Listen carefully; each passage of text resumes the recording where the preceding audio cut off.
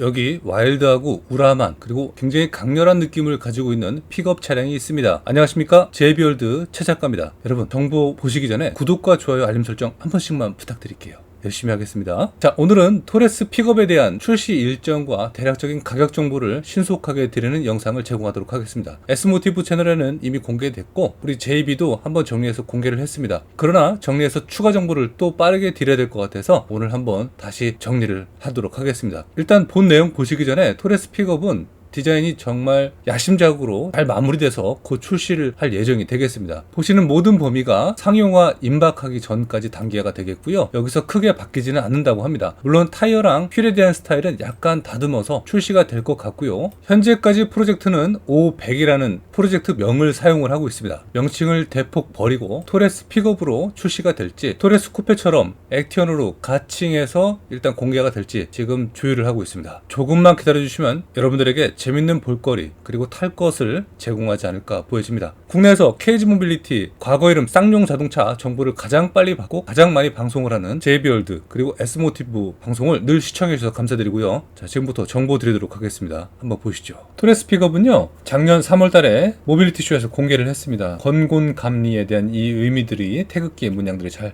포함이 되어 있어서 이렇게 쿠페랑 함께 픽업을 공개한 적이 있습니다. 이때 여러분들은 많은 것을 느끼셨을 겁니다. 정말 이게 나올 건지, 그리고 똑같이 나오는지, 실차의 크기는 어떤지, 가격은 어떤지 많이들 궁금해 하셨을 겁니다. 자, 그 정보들이 이제 정리가 되면서 여러분들한테 정보를 제공할 수 있을 것 같아서 매우 기쁩니다. 일단 토레스 픽업은요, 올 하반기 11월쯤에 공개를 한다고 합니다. 정식 판매와 출시 기간은 내년 2월부터 시작이 됩니다. 사전 예약은 물론 그 전에 받고요. 가격적인 측면은 3천만원 초반대에 구성이 된다고 합니다. 하지만 엔트리 등급을 선택할 때는 2천만원 후반대, 중반은 아니고 약간 넘어서 2천만원 후반대에 여러분 지금 보시는 렉스턴 픽업을 지금 쿠페고요, 받을 수 있을 것 같습니다. 그래서 그 정보를 추가적으로 확인을 했고 제법 저희 영상을 보시나 봐요. 일단 감사합니다. 그래서 가장 핵심적인 정보를 저에게 주셨습니다. 여러분들 만약에 전기 픽업이 필요하시다면 토레스 EVX 픽업도 좋습니다. 그러나 말이죠, 지금 이 친구가 제가 직접 촬영된 픽업의 모습입니다. 내연기관도 함께 출시가 될 것 같으니까 토레스 EVX 하이브리드가 필요하신 분들은 조금만 기다리시면 좋을 것 같습니다. 가격은 다소 상승될 수가 있습니다. 약 300에서 500 사이로 하이브리드 모델이 출시가 될 것 같고요. 그 출시되는 모델들의 기본적인 패턴과 옵션들은 매우 풍족하다고 합니다. 그리고 연비를 생각했기 때문에 전기차에 갖고 있던 변동이 심한 그 환경 요인과 다양한 주행 요건들, 이런 데서 변화가 심했던 요건들을 최대한 안정적인 시스템으로 구성을 했다고 합니다. 그 시스템이 구성되어 있는 범위들을 여러분들은 하이브리드 차량으로 좀 안전하게 받아볼 수 있는 것이죠. 큰 무게에 영향을 받지 않는 이 픽업의 스타일들은요, 일단 서스펜션 자체가 형편없을 것으로 생각하실 겁니다. 그러나 그렇지 않고 후륜에 대한 서스펜션은 매우 훌륭합니다. 요 범위는 V2L입니다. 충전도 가능하고 V2L 사용할 수 있는 범위가 될 것으로 사료가 되고요. 시청자 여러분들이 보고 느끼셨던 이 범위 내에서 토레스 픽업은 굉장히 저렴하게 출시가 되는 하이브리드로 거듭날 것 같습니다. 더불어서 엔진 기관에 대한 것도 버리지를 않습니다. 엔진에 대한 범위들은 사실 하이브리드 기본적으로 가는 것이고요. 가솔린과 디젤도 수반돼서 계속 차량을 생산한다는 것이죠. 그래서 아마 많은 분들이 내연기관에 대한 범위를 더 많이 관심을 가지실 거예요. 저 또한 내연기관을 몹시 좋아하는 측면이라 가솔린 선택할래? 디젤 선택할래? 그러면 저는 디젤을 선택하는 입장이기도 하거든요. 요즘 사실 탄소 배출량으로 순수하게 봐도 사실 디젤이 정말 나쁜 차량은 아닙니다. 좋습니다. 근데 이 범위에 대해서 수치에 대한 거를 자꾸 오해를 하게끔 만들어주더라고요. 가솔린도 탄소 수치가 굉장합니다, 여러분들. 가솔린 차 절대 깨끗한 차 아닙니다. 제발 좀 오해하지 마시고요. 환경법상 그 기준에 도달하는 현재의 기준으로 보셔야 됩니다. 한 5년 전만 얘기해도 디젤 굉장히 좀 안 좋기는 했습니다. 그 전 거는 뭐 말할 것도 없이 매연도 심하고요. 우리 인체에 치명적인 어떤 배기가스를 뿜어낸 것도 사실이죠. 그러나 요즘 디젤들은 유로6 기준이고 요소수 들어가고요. 요소수 떨어지면 시동도 안 걸릴 정도로 굉장히 까탈스러운 환경 기준에 법에 저촉이 되기 때문에 우리가 믿고 타도 되는 범위가 됩니다. 그래서 여러분들 제발 디젤 모델 외면하지 마시고요. 아직까지는 괜찮고, 전기차 많이 타시는 바람에 요즘 기름값 많이 떨어졌습니다. 저는 오히려 감사하는 것도 있습니다. 그래서 고루고루 타셨으면 좋겠어요. 개인적으로 전기차도 많이 타시고 디젤도 많이 타시고 가솔린도 많이 타시고. 하지만 저는 디젤을 좋아하는 입장으로서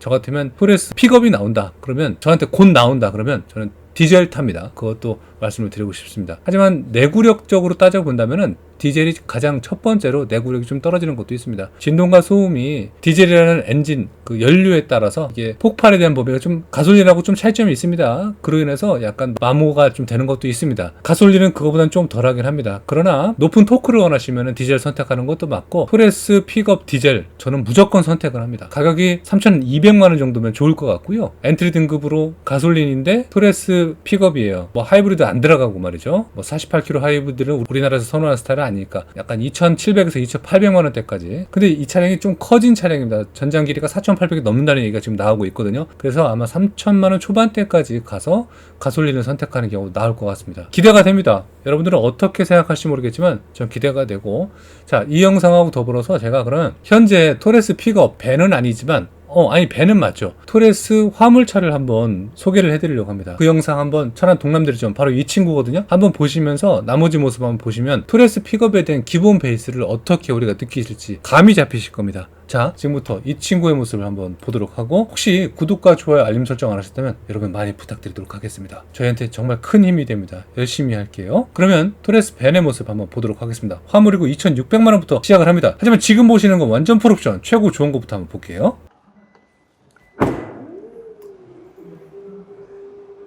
이렇게 자동으로 작동이 됩니다. 토레스 팬이고요. 광활하고 넓죠? 자동입니다.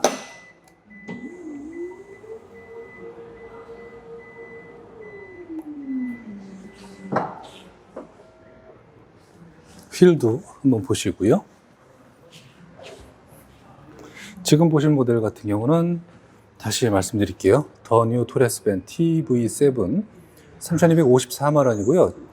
반잘주행, 그리고 인텐스 패키지, 딥 컨트롤 패키지, 12.3인치 인포콘 내비게이션이 장착되어 있는 차량이 되겠습니다. 근데 만약에 이 친구가 아니고 좀 다른 이전 모델에 대한 어떤 할인을 받아서 구매를 하고 싶다, 이 신형 말고도, 그러면 밖에 지금 한 모델이 있는데 바로 이 친구입니다. 이 친구 같은 경우는 3,236만 원이고요. 토레스 T7 옵션은 딥 컨트롤 패키지입니다. 270만 원 특별 할인이 들어간 모델이 되겠습니다. 그래서 만약에 할인 좀 많이 받고 여러분들 차를 좀 만들고 싶은 차량이 필요하다 그러면 지금 본 영상 보시면서 아래 나가는 연락처 또는 이렇게 잘 안 보이면은 밑에 더보기 한번 보시면 돼요. 그래서 선택하셔서 할인 좀 받고 보시면 좋을 것 같아요. 이 친구는 할인되는 이유가, 자, 오프로드에 잘 어울리는 역동적인 퍼포먼스. 인터페이스 구성이 이제 이전 모델이기 때문에 그렇습니다. 요거 상관없다면 전혀 문제되는 사항이 아니죠. 핸들도 이런 느낌이고 반절 다 들어가 있고, 뭐 옵션적인 범위는 뭐 부족한 거 하나도 없습니다. 이 모습 한번 참고하시고, 얘는 방금 오셨던 화물이 아니라 얘는 이제 승용입니다. 수동으로 전개하셔야 되고 없죠? 그래서 이 가격 정보 좀 참고하시라고 제가 두 개 이렇게 교차돼서 비교해서 설명을 한번 드렸고요. 다시 밴으로 한번 가볼게요.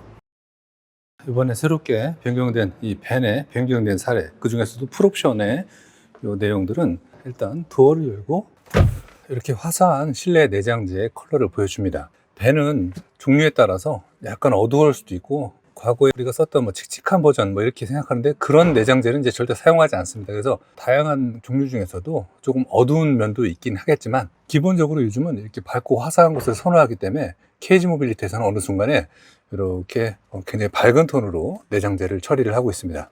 지금 보시면 고급스러움을 한층 더 많이 느끼시지 않을까 또 생각이 되고, 내장재의 모든 범위는 굉장히 고급스럽게 이렇게 표현을 해 놓고 있습니다. 조명을 꺼볼게요.